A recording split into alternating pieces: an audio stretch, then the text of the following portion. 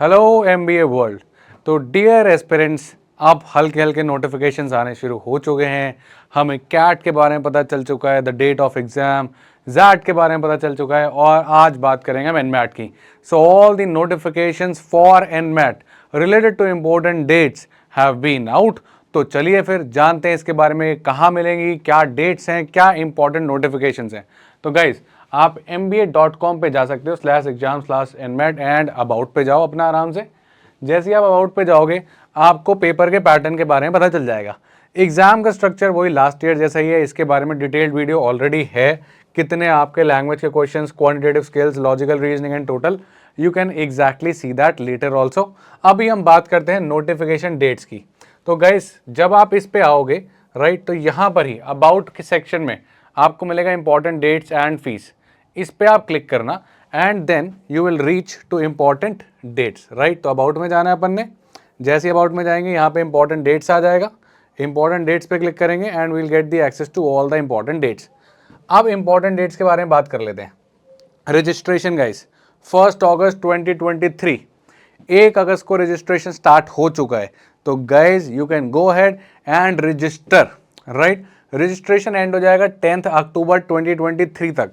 तो make sure आप 10 अक्टूबर से पहले पहले रजिस्टर कर दो। इनफैक्ट फटाफट जाओ रजिस्ट्रेशन करना स्टार्ट कर दो, क्योंकि यहाँ पे जो आपका रजिस्ट्रेशन प्रोसेस है उसके बाद जब सेंटर अलॉटमेंट है तो फर्स्ट कम फर्स्ट बेसिस पे ही होता है।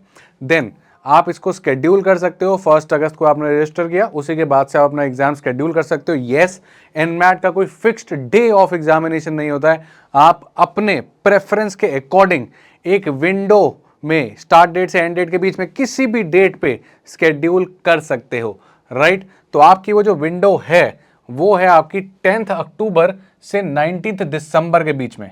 तो एग्जाम की जो डिलीवरी है, जो अब आप एग्जाम लिखने जाओगे, तो 10 अक्टूबर से 19 दिसंबर के बीच में कोई भी डेट आप जाके चूज कर सकते हो। फिर आप एग्जाम को रीस्केड्यूल कर सकते हो, पर इसकी फीस एक्स्ट्रा लगती है। अगर आपको लगा कि यार गड़बड़ हो गई, अभी तो नहीं देना, मान लेते आपने डेट लगा ली 15 अक्टूबर की, पर देना 17 अक्टूबर को चाहते थे, कुछ इशू आ गया, तो आप रीस्केड्यूल भी कर सकते हो।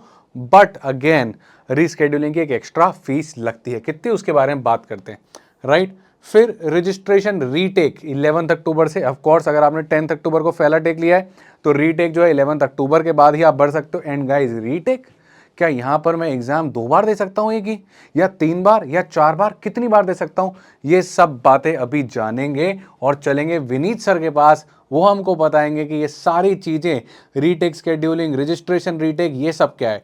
पर अभी के लिए information important, registration have been opened.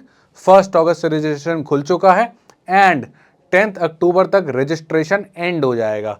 Exam window जो आपकी है वो है 10 अक्टूबर से लेकर 19 दिसंबर तक की right. The fees for the registration is 2800 rupees plus the taxes. Retake की भी 2800 plus the taxes. Additional score report अगर आपको चाहिए तो 300 रुपये आएगा पर स्कोर रिपोर्ट। एंड अगर आप रीस्केड्यूल करते हो तो 1200 रुपीज आपने और देने पड़ेंगे।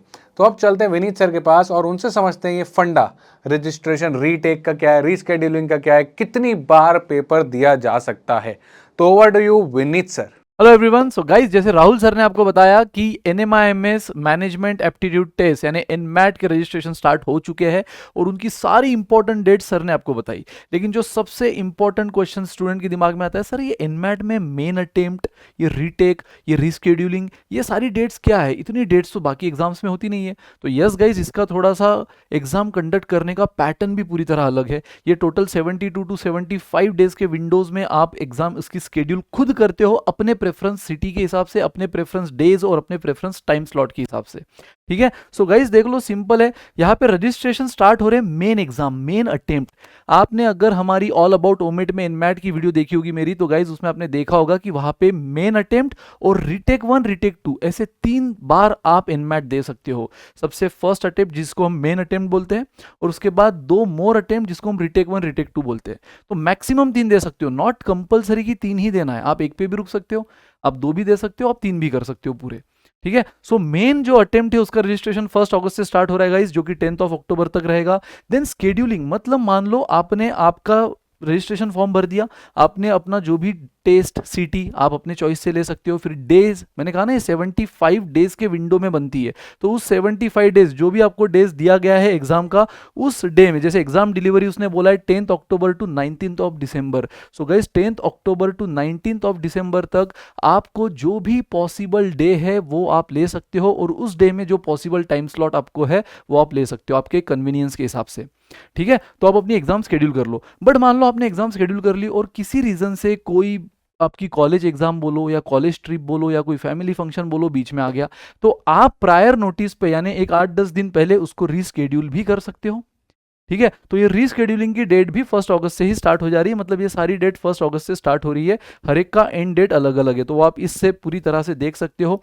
ठीक है गाइज, नाउ एग्जाम डिलीवरी आपने एक बार कर ली, रीस्केड्यूल आपने कर लिया, अगर जरूरत है तो रीस्केड्यूलिंग करना ही है, जरूरी नहीं, आपने पहले ही जो डेट ले ली, अगर आपको फिजिबल हो रही है, बीच में कोई दिक्कतें नहीं है, तो कोई टेंशन नहीं, उसी तरह से आप दे सकते हो।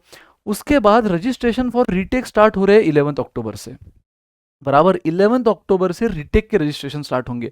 मतलब आपने मेन अटेम्प्ट दे दिया, उसके बाद आपको लग रहा है कि यार मेरी प्रिपरेशन बहुत सही हुई थी, बस यहाँ पे मैंने कुछ सिली मिस्टेक कर दी या हल्की सी मेरी रिवीजन थोड़ी कम पड़ी, अब मैं और अच्छी से रिवीजन के साथ एक बार देना चाहता हूँ, तो आप दे सकते हो। लेकिन याद रहे गाइज कि आपके main exam retake 1 retake 2 minimum 15 days का गैप चाहिए।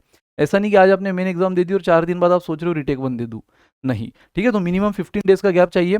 तो उसका स्टार्ट होगा रजिस्ट्रेशन गाइज फ्रॉम 11 अक्टूबर और वो रहेगा 16 ऑफ दिसंबर तक। ठीक है, उसके बाद आप अपना जो भी रिटेक सिलेक्ट करते हो उसको भी अपने कन्वीनियंस के हिसाब से, अपनी प्रेफर्ड सिटी, प्रेफर्ड डे और प्रेफर्ड टाइम के हिसाब से उसको स्केड्यूल कर सकते हो। तो यस गाइज, हाँ, यहाँ पे आपने जो भी फीस सुनोगे या सुनी होगी, फीस के बारे में आपको हर एक अटेम्प्ट की फीस एक्स्ट्रा पे करनी है। लाइक अगर आप मेन एग्जाम दे रहे हो उसकी जो फीस होगी सेम उतनी ही फीस आपको रिटेक 1 के लिए भी, सेम उतनी फीस रिटेक 2 के लिए भी पे करनी है। बीच में अगर मान लो आपका डे आपने जो लिया है उस दिन अगर आपको नहीं पॉसिबल और आप रीस्केड्यूल करना चाहते हो, तो रीस्केड्यूलिंग का भी आपको कुछ एक्स्ट्रा पैसा पे करना होगा। ठीक है गाइस, तो this is all about main attempt, retake 1 retake 2। जैसे मैंने कहा आपको 3 में से तीनों देना है तो 2, नहीं तो आप कोई एक भी दे सकते हो, यानी कि मेन अटेम्प्ट पे भी रुक सकते हो, मेन अटेम्प्ट प्लस रिटेक 1 पे भी रुक सकते हो, या तीनों भी दे सकते हो। लेकिन सबसे इंपॉर्टेंट बात, अगर ये एग्जाम एनमैट अगर आप सिर्फ और सिर्फ एनएमआई एमएस के लिए दे रहे हो, तो गाइस याद रखो एनएमआई एमएस सिर्फ मेन अटेम्प्ट को कंसिडर करता है।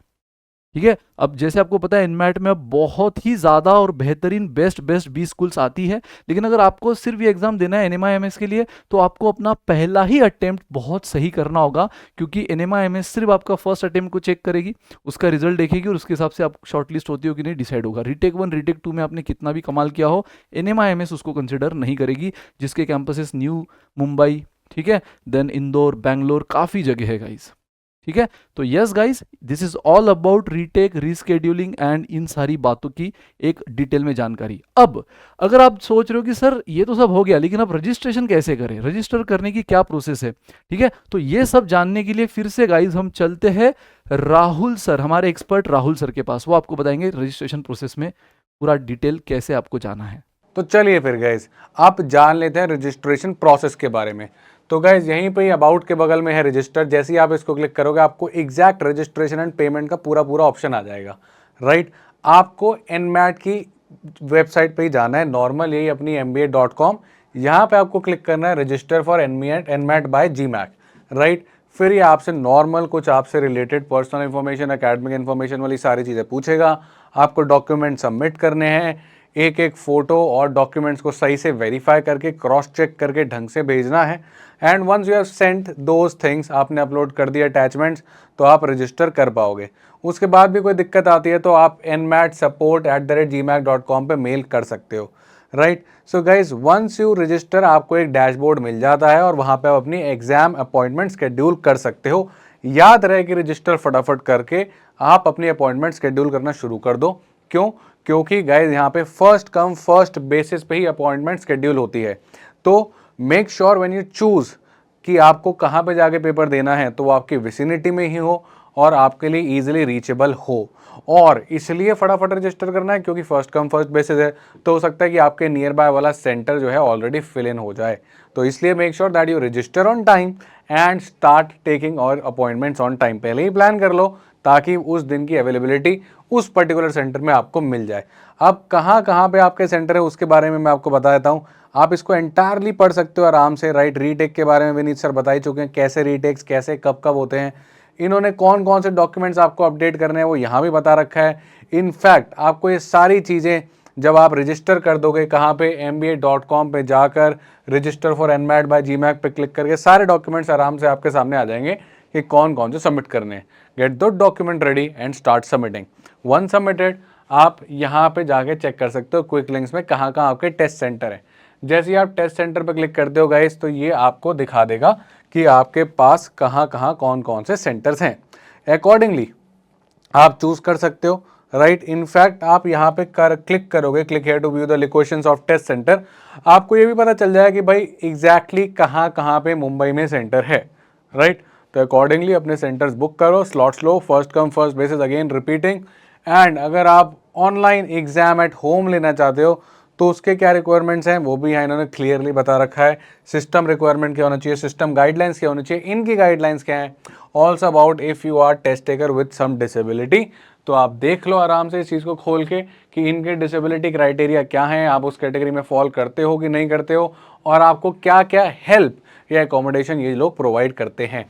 तो entire things are given on this particular website, right. Registration का क्या है ये भी हमने जान लिया। अब कौन कौन से डॉक्यूमेंट्स लगते हैं वो जो आप रजिस्टर करोगे आपके सामने आ जाएगा। अब सवाल ये है कि ठीक है रजिस्टर भी कर दें, पेपर भी ले लेंगे, पर एनमैट से कौन कौन से बिजनेस स्कूल्स हम लोगों को एक्सेप्ट करते हैं, या एनमैट के थ्रू आप कौन कौन से बी स्कूल्स में जा सकते हैं, तो उसका भी सब कुछ यहाँ पे लिखा हुआ है, एक्सेप्टिंग बी स्कूल्स। इस पे चलते हैं और जानते हैं विनीत सर से कि कौन कौन से बी स्कूल्स आपके एनमैट के स्कोर को एक्सेप्ट करते हैं। तो Vineet sir, over to you. Hello guys, तो जैसे राहुल सर ने आपको पूरा रजिस्ट्रेशन प्रोसेस हर चीज डिटेल में बताई, रीटेक और रीस्केड्यूलिंग के बारे में मैं आपको बता चुका हूं। अब आते हैं सबसे लास्ट पॉइंट पे कि सर ये एनमैट देनी क्यों चाहिए। गाइस ये एनमैट देनी चाहिए इन सारे टॉप बी स्कूल्स के लिए। जैसे कि एनएमआ एमएस के लिए तो भाई आप देते ही हो, लेकिन जिसमें मैंने कहा कि आपको सिर्फ फर्स्ट अटेम्प्ट उसके लिए कंसिडर करना है, उसके बाद आप रीटेक 1 रीटेक 2 भी दोगे और उसमें से जो भी बेस्ट परफॉर्मेंस आपका आएगा, इतनी सारी बी स्कूल्स है गाइस जिसको आप, जिनका कट ऑफ आप क्लियर कर सकते हो थ्रू दिस एग्जाम, जिनमें आप एंट्री ले सकते हो थ्रू दिस एग्जाम। ठीक है, तो यस गाइस, जिसमें top colleges, top B school जैसे केजे सोमैया हो गया, नारसे मुंजी तो ऑफकोर्स है ही, इंडियन स्कूल ऑफ बिजनेस यानी आईएसबी, बट आईएसबी में सारे प्रोग्राम जो मैनेजमेंट प्रोग्राम है वो नहीं अवेलेबल है गाइस। यहाँ पे advance management programme in business analytics है ना, ये है। देन एसपी जैन में भी कुछ सिलेक्टिव प्रोग्राम्स है जिसमें आप जा सकते हो। उसी तरह तापमी, जेवियर्स, भुवनेश्वर, ठीक है, और काफ़ी कॉलेजेस है गाइज, ये सारी लिस्ट है। And not only in India guys, बल्कि थ्रू एनमैट आप अपनी admission out of India, abroad में भी काफ़ी ऐसी कंट्रीज है और काफ़ी ऐसी यूनिवर्सिटीज़ है, जैसे साउथ अफ्रीका में ये सारी यूनिवर्सिटीज़ रही, जिनमें आप अपनी एडमिशन पूरी तरह कंफर्म कर सकते हो with the help of this exam. ठीक है, इसमें अच्छा परफॉर्म करके साउथ अफ्रीका, फिलीपींस, नाइजीरिया और काफ़ी कुछ गाइस। तो आप बिल्कुल इसके वेबसाइट पे जाकर ये सारी डिटेल चेक कर सकते हो कि कौन सी यूनिवर्सिटीज़ है, कौन सी कंट्रीज़ है और कौन से वो टॉप 20 स्कूल्स है जिसके बेसिस पे आप अपना करियर बना सकते हो। लेकिन यहाँ पे जाने के लिए आपको क्रैक करनी होगी एनमैट। और गाइज इतना ही नहीं, अगर एनमैट में आपको ओवरऑल देखना है कि सर पूरी प्रोसेस क्या होती है, एग्जाम पैटर्न क्या होता है, सिलेबस क्या है, ठीक है, फिर सर ये एनमैट कैट से कहाँ अलग है।